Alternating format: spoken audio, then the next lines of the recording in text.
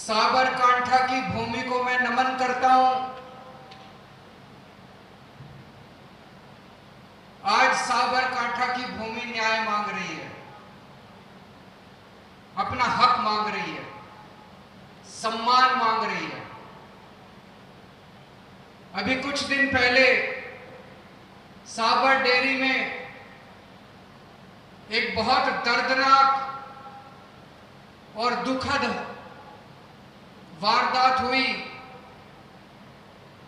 जब पशुपालक खेडूत भाई बड़ी संख्या में अपना हक मांगने के लिए सरकार के पास प्रदर्शन करने के लिए पहुंचे,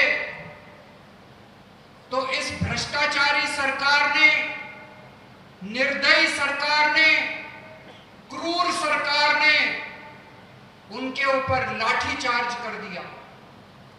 गरीब खेडूत भाइयों के ऊपर लाठीचार्ज कर दिया, आंसू गैस के गोले छोड़े, जिसमें हमारा एक गरीब पशुपालक खेडूत भाई अशोक चौधरी, वो हमें छोड़ के चला गया। दोस्तों, ये इतनी गंदी सरकार है। मेरे को पता चला दिल्ली के अंदर कि एक खेडूत भाई की मौत हो गई प्रदर्शन करते हुए। मैंने भगवंत मान साहब से बात की। भगवंत मान किसान के बेटे हैं, इनकी भी खेती की जमीन है पंजाब में, आज भी इनका परिवार खेती करता है। पंजाब में हमारी सरकार खेडूत भाइयों के लिए खूब काम कर रही है। हम तुरंत टिकट कटा के आप लोगों के बीच में आज आप लोगों से मिलने के लिए आए हैं, बात करने के लिए आए हैं। पशुपालक खेडूत भाई क्यों इकट्ठे हुए? उनकी क्या मांग थी? उनकी मांग थी कि साल के अंत में जो बोनस या नफा दिया जाता है, नफा बोलते हैं उसको, नफा दिया जाता है, बोनस दिया जाता है, वो उनको जायज हक दिया जाए। हर साल जून के महीने में गरीब खेडूत भाइयों को उनका नफा, उनका बोनस, उनका कमीशन दिया जाता है। इस बार जून के महीने में गुजरात सरकार ने 9.5% नफा डिक्लेयर किया। 9.5 दिया नहीं अभी तक, गलत तो नहीं कह रहा, अभी तक दिया नहीं है एक पैसा भी। 9.5% जून के महीने में उन्होंने डिक्लेयर किया। हर साल जून के महीने में पूरा पैसा आ जाता है खाते में। खेडूत भाई बेचारा गरीब आदमी है, उसे बीज खरीदना है, उसे खाद खरीदनी है, उसे अपने बच्चों की फीस देनी है, उसे घर का गुजारा करना है। जब जून के महीने में उनको अपना पैसा नहीं मिला, 9.5% में पूछ रहा था, मैं देख रहा था, सन 2020-21 वाले साल में 16% नफा मिला, 21-22 में 17% नफा मिला, 22-23 में 16.5% नफा मिला, 23-24 में 17% नफा मिला, इस साल 9.5% नफा मिला। कहां गया सारा पैसा? कहां गया सारा पैसा? पिछले 5 साल से 17%, 16%, 18% नफा मिल रहा है। इस साल 9.5% नफा। कहां गया सारा पैसा? उस पैसे से इन बड़े बड़े महल बन गए, स्विस बैंकों में चले गए इनके पैसे। इनकी पार्टियों की चुनाव रैली हो रही है, इनकी पार्टियों के ऊपर सारा पैसा खर्च किया जा रहा है। आपका पैसा लूट के, गरीब खेडूतों का पैसा लूट के ये अपने बड़े बड़े महल और बड़ी बड़ी गाड़ियां खरीद रहे हैं, हेलीकॉप्टर खरीद रहे हैं, जहाज खरीद रहे हैं। ये लोग आपका पैसा लूट के। 14 जुलाई को अशोक चौधरी की मौत हुई।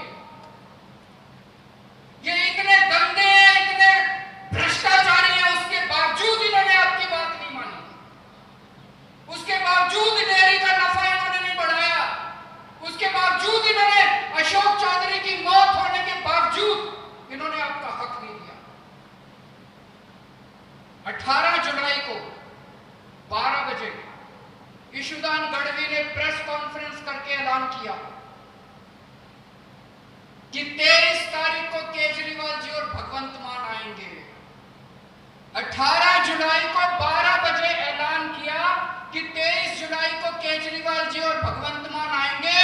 उसी दिन 3 बजे इन्होंने ऐलान कर दिया कि हम 17.5% बोनस देंगे। अभी दिया नहीं है, अभी दिया नहीं है, झूठा ऐलान किया है, झूठा ऐलान किया है इन्होंने, अभी दिया नहीं है, कुछ भी नहीं दिया इन्होंने।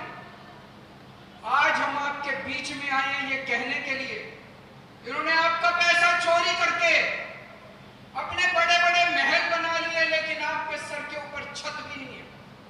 ईशुदान गढ़वी मुझे बता रहे थे, अशोक चौधरी जी के घर गए थे, वो बहुत गरीब खेडूत, उसके घर पे छत भी नहीं है।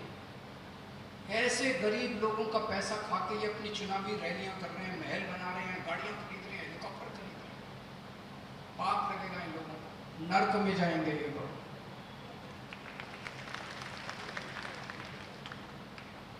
मैं आपसे पूछना चाहता हूं, हम लोग लोकशाही में रह रहे हैं, जनतंत्र में रह रहे हैं, जनता चुनती है, सरकार बनती है।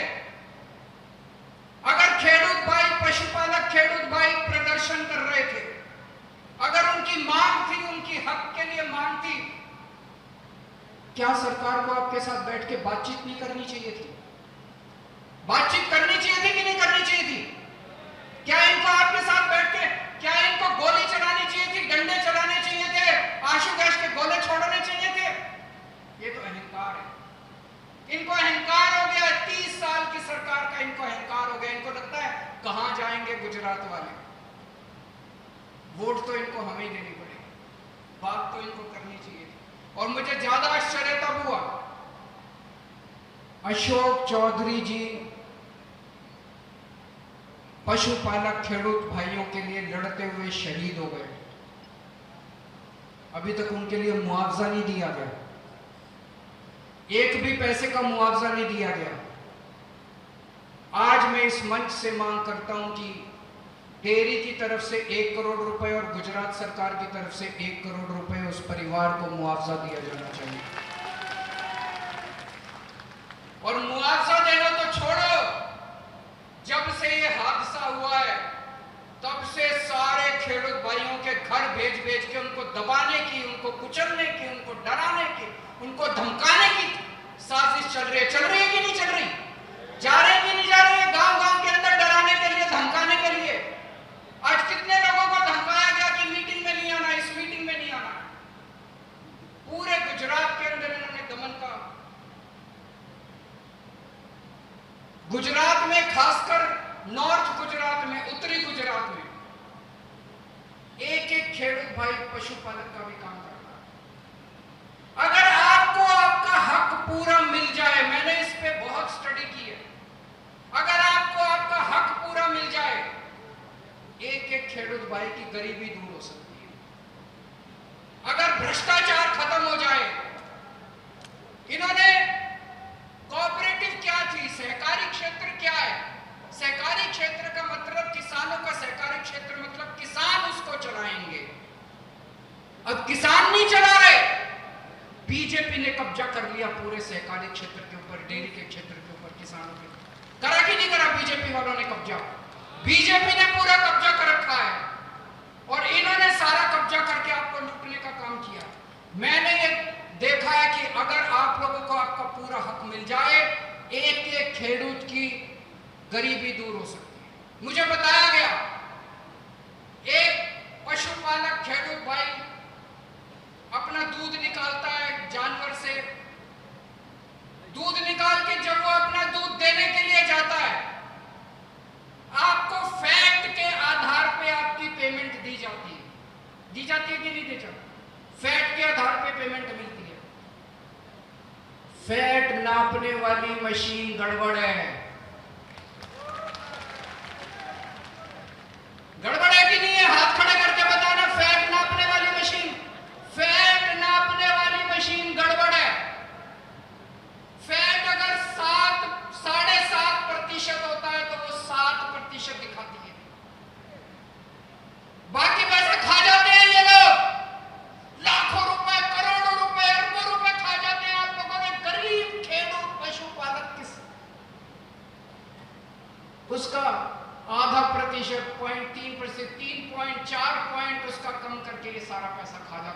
चुनावी रैलियों के अंदर खर्च कर रहे हैं। ये अमीरों की सरकार है, ये अदानी के लिए काम करते हैं। अगर अदानी को पूरी दुनिया में कहीं ठेका लेना हो, प्रधानमंत्री जी स्पेशल बना के वहां पे जाते हैं, अदानी को ठेका दिला के आते हैं। लेकिन गुजरात का पशुपालक खेडूत जब अपना हक मांगने के लिए जाता है, उस पर आशुदाय गैस के गोले छोड़ दिए जाते हैं। आम आदमी पार्टी गरीबों की सरकार है, आम आदमी पार्टी खेडूतों की सरकार, आम आदमी पार्टी गरीबों की पार्टी है, खेडूतों की पार्टी है, मजदूरों की पार्टी है, आम लोगों की पार्टी है। हम आपके लिए लड़ेंगे। हमें जब पता चला, मैं दिल्ली से और भगवंत मान साहब पंजाब से सीधे यहां चले आए, आप लोगों को आश्वासन देने के लिए आए हैं कि हम आपके साथ खड़े हैं, आपके हक के लिए लड़ेंगे, आपके सम्मान के लिए लड़ेंगे, आपको न्याय दिला के रहेंगे। अगली बार गोली चलेगी तो पहले केजरीवाल के सीने पे गोली चलेगी, फिर खेडूतों के सीने पे गोली चलेगी। अभी जैसे मान साहब ने बताया, पंजाब में हमारी सरकार ने खेडूतों के लिए बहुत काम किया है। आपको जान के ताज्जुब होगा, 2022 में हमारी सरकार बनी थी, उसके पहले पूरे पंजाब में केवल 20% खेतों में सिंचाई का पानी जाता था, केवल 20%। 3 साल में आज 60% खेतों में सिंचाई का पानी जाता है, और अगले साल 1 साल में 90% खेतों में सिंचाई का पानी जाना शुरू हो गया।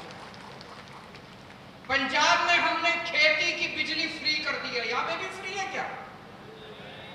पंजाब में खेती की बिजली फ्री है। दिन में 8 घंटे लगातार खेती के लिए बिजली मिलती है किसानों को, खेडूतों को 8 घंटे बिजली मिलती है डेली। खेडूतों के लिए खूब काम कर रहे हैं हमारी सरकार। ये लड़ाई आपकी दूध के लिए लड़ाई नहीं है, ये लड़ाई आपकी न्याय के लिए लड़ाई है, इंसाफ के लिए लड़ाई है, ये आपकी सम्मान के लिए लड़ाई है। 40 साल पहले 1985 में कांग्रेस की सरकार बनी, भारी बहुमत से 149 सीट आई उनकी, भारी बहुमत से उनकी सरकार बनी। 1987 में 2 साल के बाद कांग्रेस को इतना अहंकार हो गया, जितना आज बीजेपी को है, इतना अहंकार हो गया, उन्होंने किसानों के ऊपर गोली चलाई, 10 किसान मारे गए, और उसके बाद से आज तक गुजरात के अंदर कांग्रेस की सरकार नहीं बनी। मैं बीजेपी को कहना चाहता हूं, उनकी उल्टी गिनती शुरू हो गई। ये जो इन्होंने अशोक चौधरी जी की शहादत, ये बेकार नहीं जाएगी। बीजेपी की उल्टी गिनती शुरू हो गई है। जैसे कांग्रेस ने दमन किया था और गुजरात के लोगों ने उनको उखाड़ के फेंक दिया, ऐसे ही गुजरात के लोग अब बीजेपी को उखाड़ के फेंकेंगे। गुजरात अब बदलाव मांग रहा है, गुजरात अब परिवर्तन मांग रहा है। अभी तक गुजरात के पास विकल्प नहीं था। गुजरात में बीजेपी की सरकार नहीं है, गुजरात में बीजेपी और कांग्रेस की गठबंधन की सरकार है। आज तक गुजरात में कोई विपक्ष नहीं था, अब गुजरात में विपक्ष है। आम आदमी पार्टी गुजरात के अंदर विपक्ष, आपके हक के लिए लड़े। थोड़े दिन पहले राहुल गांधी जी आए थे, वो बोल के गए एक शादी का घोड़ा होता है, एक रेस का घोड़ा होता है, बोले थे ना राहुल गांधी, एक शादी का घोड़ा होता है। मैं कहना चाहता हूं, कांग्रेस के सारे शादी के घोड़े और आम आदमी पार्टी वाले सारे लंबी रेस के घोड़े। शेर है शेर आम आदमी पार्टी के, ईशुदान गढ़वी, गोपाल इटालिया, मनोज सोरठिया, महेश जी, मुकेश जी, सब लोग शेर है हमारे। अगर इनको डराने की कोशिश करोगे बीजेपी वालों, अभी चेतर वसावा को इन्होंने जेल में डाल दिया। क्या कसूर था चेतर वसावा को? ईमानदार आदमी है चेतर वसावा, ईमानदार नेता है, आदिवासियों का बहुत बड़ा नेता है, पूरा आदिवासी समाज चेतर वसावा को मानता है। उसको पकड़ के जेल में डाल दिया। क्यों डाल दिया? बीजेपी को क्या लगता है हम डर जाएंगे? मेरे को इन्होंने 1 साल जेल में रखा, हमारे मनीष सिसोदिया को इनको क्या लगा हम डर जाएंगे? अरे 10 साल जेल में रखो, पूरी जिंदगी हमें जेल में रखो, भगत सिंह के चेले हम लोग, ऐसे डरने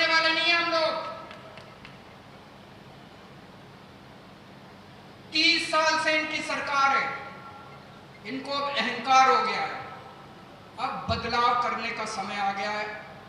चाबी आपके हाथ में है, विकल्प अब आपके पास है।